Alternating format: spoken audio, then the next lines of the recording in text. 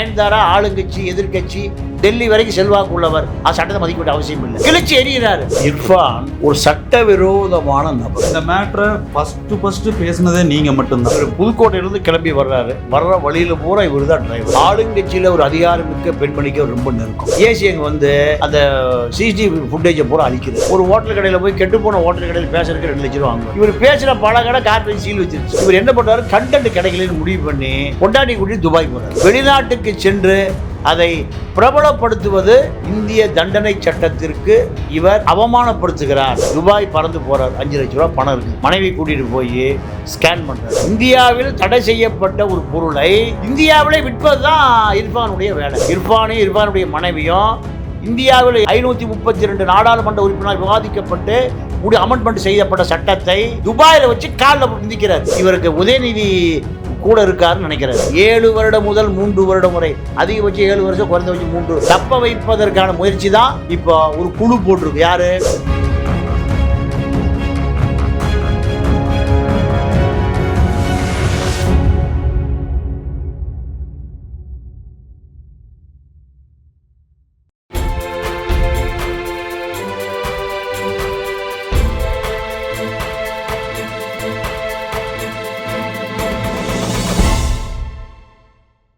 Sir, இந்த food reviewer Irfan அவரோட scan matter தான் இப்போ ஃபுல்லாக ஓடிட்டு இருக்கு.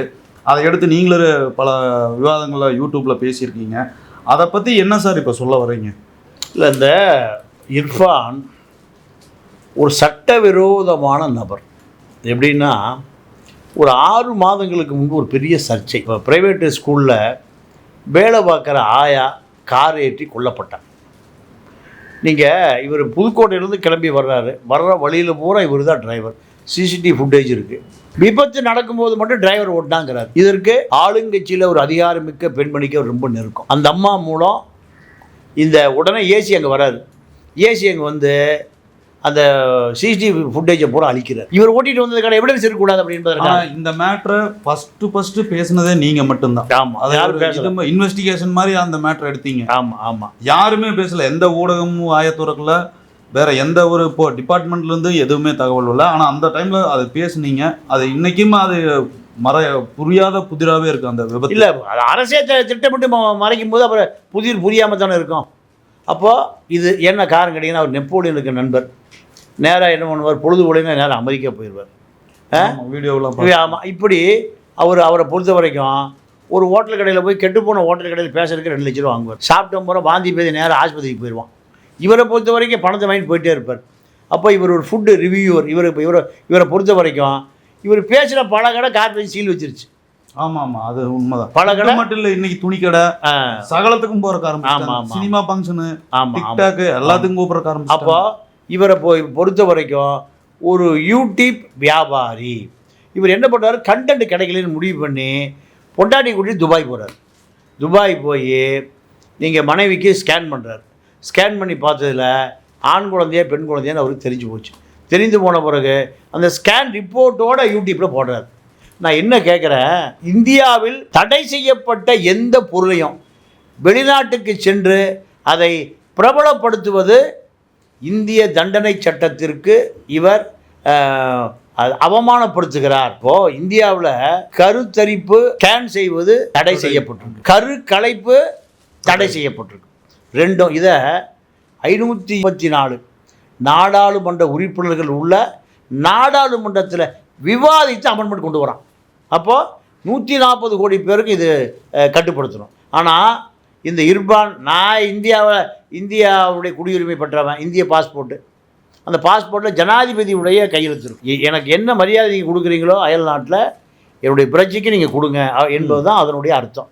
அப்போது இவ்வளவு விஷயங்கள் அந்த பாஸ்போர்ட்டில் இருக்குது, ஐடி கார்டில் இருக்குது, ஆதார் கார்டில் இருக்குது, குடியுரிமை சட்டத்தில் இருக்குது. இதெல்லாம் தூக்கி குப்பையில் போட்டுட்டு துபாய் பறந்து போகிறார். 5 லட்ச ரூபா பணம் இருக்குது. மனைவி கூட்டிகிட்டு போய் ஸ்கேன் பண்ணுறார். ஆண் குழந்தையா பெண் குழந்தையான்னு கண்டுபிடிச்சிட்டார். அப்போது இதுக்கு மார்க்கெட் எங்கே? இந்தியா தான். இந்தியாவில் தடை செய்யப்பட்ட ஒரு பொருளை இந்தியாவிலே விற்பது தான் இர்ஃபானுடைய வேலை. இது உண்மையாகவே இந்திய இறையாண்மைக்கு விடப்பட்ட சவால். இந்தியாவுடைய சட்டத்தை துபாயில் மிதிப்பதற்கு சமம், எரிப்பதற்கு சமம். அவன் மதிப்பதற்கு சமம். இதை இந்திய அரசாங்கம் நடவடிக்கை எடுக்கணுமா இல்லையா?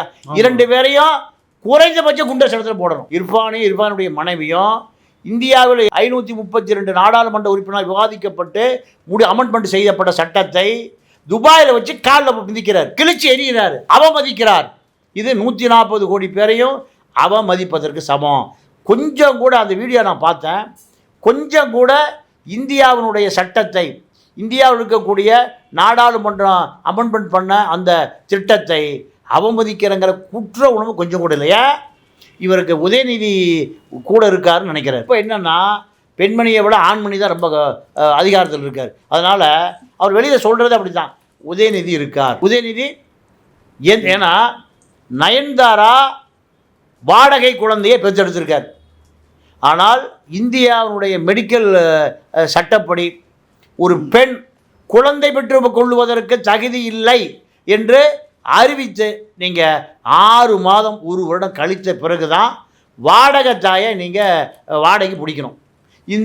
இது போன்ற எந்த மருத்துவ நீங்கள் இந்த அம்மாவுக்கு குழந்தை பெற்றுக் கொள்வதற்கு, தாய்மை அடைவதற்கு தகுதி இல்லைங்க, சர்டிஃபிகேட் இல்லை. யாருக்கு? நயன்தாராவுக்கு. ஏன்? நயன்தாரா ஆளுங்கட்சி, எதிர்கட்சி, டெல்லி வரைக்கும் செல்வாக்கு உள்ளவர். அது சட்டத்தை மதிக்க வேண்டிய அவசியம் இல்லை. எந்த மருத்துவ சான்றிதழும் இல்லாமல் 6 மாதம் 1 வருஷம் காத்திருக்கணும். காத்திருந்த பிறகு உடலில் இயற்கையாகவே தாய்மை அடைவதற்கான உடலை நீங்கள் மருத்துவ ரீதியாக தயார்படுத்த முடியும். இதையெல்லாம் அந்த அம்மா செய்யவே இல்லை. செய்யாமல் வாடகைத்தாயை, ஏழை வாடகைத்தாயை பிடிச்சி 2 குழந்தையை பெற்றெடுத்துட்டாங்க. இது வழக்குக்கு வந்த பிறகு நீங்கள் அதிகாரம் மட்டும் அண்ணன் உதயநிதி உடைய, ஏன்னா உதயநிதி எம்ஆர் ராதா ரவி பேசலாம், கட்சி விட்டு தூக்கி வீசிட்டாங்க. கட்சியோ எங்கள் கட்சி தலைவி பேசினீங்கன்னா தூக்கி தெருவில் போட்டுருவோம். ராதா ரவி அடுத்த நாள் காலையில் சைதாப்பேட்டை தூக்கி வீசிட்டாங்க. அப்போது இப்போ நயன்தாரா நடிகைக்கு கேரளாவாக இருந்தால் கன்விஷன் பண்ணியிருப்பான். கண்டிப்பாக கேரளாவில் பிரணாய் இருக்கார். பிரணாயை யாரும் விலைக்கு வாங்க முடியாது. இதை நான் சொல்லுவதனால நீங்கள் சட்டப்படி நடவடிக்கை எடுத்தால் அதை இன்முகத்தோடு வரவேற்கிறேன். அப்போ நயன்தாராவுக்கு ஒரு சட்டம், இங்கே இருக்கிற குப்பாத்தாலுக்கு ஒரு சட்டமா? அது மறைக்கப்பட்டது. இப்போ இர்பான் தன்னுடைய மனைவியை கூட்டிகிட்டு போய் துபாயில் என்ன பண்ணுறாரு? இந்திய சட்டத்தை அவமதித்து தூக்கி வீசி எரிஞ்சு, சட்டப்படி நான் மீறேன் இந்திய சட்டத்தை. இந்தியாவில் தான் நான் தடை செய்யப்பட்டிருக்கு. ஆமாம், துபாயில் என்னை யாரும் ஒன்றும் பண்ண முடியாது. ஆனால் நீ யார்? அந்த கருத்தரித்த இடம் எது? இந்தியா. கருத்தரித்த ஆள் யார்? இந்தியன். அந்த பெண்மணி யார்? இந்தியா. எல்லாம் இந்தியாவை அவமதிக்கிற இடம் எது? துபாய். அப்போது நான் மூத்த வழக்கறிஞர்கிட்ட பேசினேன். 7 வருடம் முதல் 3 வருடம் வரை, அதிகபட்சம் 7 வருஷம், குறைந்தபட்சம் 3, சட்டப்படி நடவடிக்கை எடுத்தால் அவருக்கு 3 வருஷம், குறைந்தபட்சம் அதிகபட்சம் 7 வருஷம் சிறை தண்டனையிலிருந்து தப்பவே முடியாதுங்கிறாங்க. தப்ப வைப்பதற்கான முயற்சி தான் இப்போ ஒரு குழு போட்டிருக்கு. யார்? திமுக ஹெல்த் டிபார்ட்மெண்ட்டு குழு போட்டு மா சுப்பிரமணியம் பழைய சைக்கிள், அவரு தான் நயன்தாரா மேட்டர்லையும் ஊதுகுழல். ஆமாம், ஏன்னா அவர் சைக்கிள் கடை வச்சுருந்தார். ஆந்திராவை சேர்ந்த ஒரு மீனவர் சமூகத்தை சேர்ந்தவர். நம்ம அதெல்லாம் ஒன்று சொல்லலை. சைக்கிள் கடை வச்சுருந்தவங்களாம் ஹெல்த் மினிஸ்டர். ஹெல்த் மினிஸ்டர் பூரா இப்போ சைக்கிள் கடை வச்சுருக்கான். அப்போ மா சுப்பிரமணியன், நீங்கள் அதாவது தி பார்க் ஹோட்டல் இருந்தது 2006-11 காலத்தில். விஷால் போகிறாரு, செக்யூரிட்டி சல்யூட் அடித்து ஆகிக்கிறான். நீங்கள் முதலமைச்சருடைய பேரப்புள்ள போகிறாரு, இதெல்லாம் செக் பண்ணுறான். அப்போ தான் பார்க்குறாரு, ஏன்னா ஒரு சினிமாக்காரனுக்கு இவ்வளோ மரியாதையா? நானும் சினிமாக்காரனாக மாறியார். இப்படி தான் மாறினார் நம்ம உதயநிதி. இப்போ இந்த சினிமாக்காரன் பூரா தப்பிக்கணும்னா போன போட்டாரான் உதயநிதிக்கு. இர்பானும் போன போட்டாரான். உதயநிதி 1000 வருஷம் ஆள முடியாது. திமுகவும் 1000 வருஷம் இருக்காது.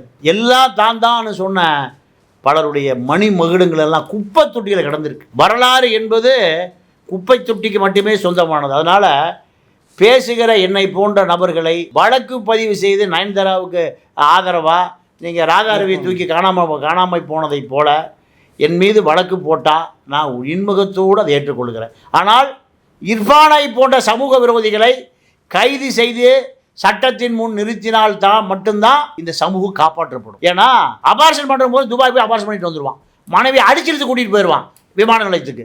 ஏன்னா கருவில் இருக்கிற குழந்தை ஆனா பெண்ணான்னு தெரிஞ்சுட்டா பெண் குழந்தைகளை கள்ளிப்பால் ஊற்றி கொள்ளுகிற சமூகம் இது.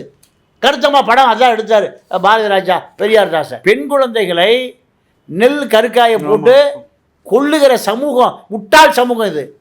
அதே போல் நீங்கள் அப்போ படிப்பறிவில்லா கல்வி அறிவில்லா பெண்ணு குழந்தையை பெற்றுக்கொண்டு வீட்டுக்கு தெரியாமல் கல்யாணம் ஆகாமல் அந்த குழந்தைய நடுத்தரோட துணி சுற்றி போட்டு போகிறான், நாய் இழுத்துட்டு போகிறது ஒரே நாடு தமிழ்நாடு. இவ்வளோ விஷயங்கள் இருக்கிறது. இதுக்கு இர்பானை போன்ற சமூக விரோதிகள் யூடியூப்பில் வியூவர்ஸ் வரும் என்பதற்காக இந்தியா சட்டத்தை காலில் போட்டு மிதித்து எத்தி அதை அவமதித்து துபாயில் போய் வீடியோ போட்டு ஸ்கேன் செய்வதை யூடியூப்பில் போடுறான். ஸ்கேன் ரிப்போர்ட்டை ஸ்கேன் நடந்துட்டு இருக்கிறத கருப்பைக்கு இருக்கிற குழந்தை மூக்கு ஏன் மூக்கு மாதிரி இருக்குங்கிறான். அப்போது இதுக்கு அவனுக்கு ஒரே தைரியம், கொஞ்சம் கூட சட்டம் ஜனநாயகம் நீதிமன்றம் காவல்துறை மதிக்காமல் அவன் மூஞ்ச நான் பார்த்து வீடியோ பார்த்தேன், கொஞ்சம் கூட அச்சம் இல்லை. இந்த அச்சத்துக்கு பின்னணியில் உதயநிதி தான் எல்லாம் கை காட்டுறான், உண்மையோ பொய்யோ. ஆனால் உதயநிதியும் மா சுப்பிரமணியம் 2 பேரும் சட்டப்படி நடவடிக்கை எடுத்து இர்ஃபான் மீது வழக்கு பாயவில்லை என்று சொன்னால் அதுக்கு நீங்கள் தான் காரணம். இதுதான் இந்த மக்கள், தமிழக மக்களுடைய எண்ணம். அதனால் 5 லட்ச ரூபா இருந்தால் எவன் வேணாலும் கிளம்பி துபாய் போய் நீங்கள் பெண்கள் சித்திரவதை கூடமாக துபாய் மாறப்போகுது. ஏன்னா பெண் குழந்தை வேண்டாடி கிளச்சிடலாங்கவா, தாய் என்ன சொல்வா, 10 மாதம் சம்மந்தவா, என்ன கிடைக்க முடியாதுங்கவா, கிளச்சலாம் வாடி, 2 பொம்பளை பிள்ளை இருக்குது, போதும் 3வது பொம்பளை பிள்ளையாக போயிருக்குவான். இப்படி நிறைய குடும்பம் பிரிவதற்கு நீங்கள் இப்போவே ஒருத்தருக்கு புரிஞ்சிக்காம நிறைய வழக்கு குடும்ப நல கோர்ட்டில் இருக்குது. இதுக்கெல்லாம் காரணமாக அமைந்து விடக்கூடாது. இர்பான் கைது செய்யப்பட வேண்டும், மக்களுடைய விருப்பம். இந்த வீடியோ உங்களுக்கு பிடிச்சிருந்தா லைக் பண்ணுங்கள், கமெண்ட் பண்ணுங்கள், ஷேர் பண்ணுங்கள், சப்ஸ்கிரைப் பண்ணுங்கள்.